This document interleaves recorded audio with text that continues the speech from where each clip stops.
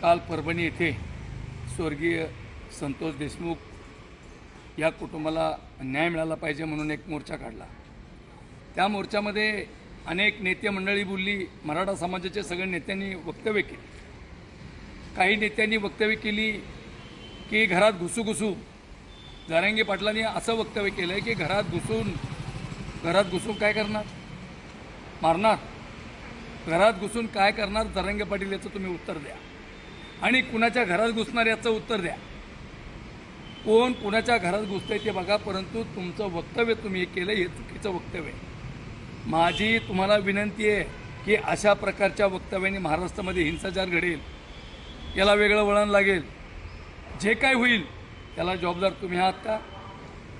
आदरणीय सुरेश धस साहेब आमदार साहेब आहेत आष्टी पाडोदा शिरूर मतदारसंघातले, त्यांनी जर कुठल्या प्रकारचं वक्तव्य केलं, अरे हे दोन सोडून ही जात सोडून आम्ही सगळे एकत्र येऊ, धस अण्णा, अरे आमदार करायला सुद्धा वंजारीच कारणीभूत आहे। तुम्हाला वंजाराने आमदार केलं, तुम्हाला 49,000 मतं तुम्हाला दिली नाही दिली?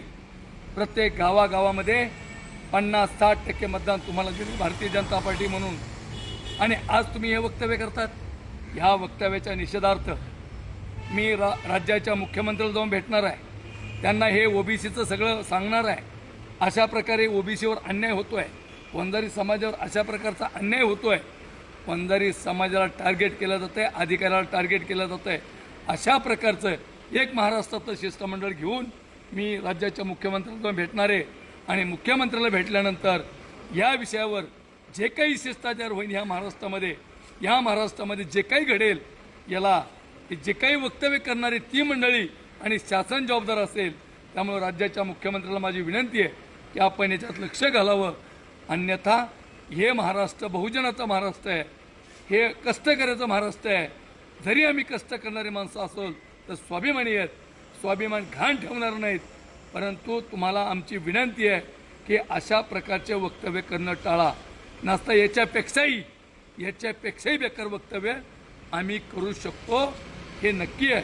त्यामुळे महाराष्ट्राच्या मुख्यमंत्र्यांना माझी विनंती आहे, या 2-3 दिवसामध्ये आम्ही एक ओबीसीचं शिष्टमंडळ घेऊन जाऊन राज्याच्या मुख्यमंत्र्यांना निवेदन देणार आहे।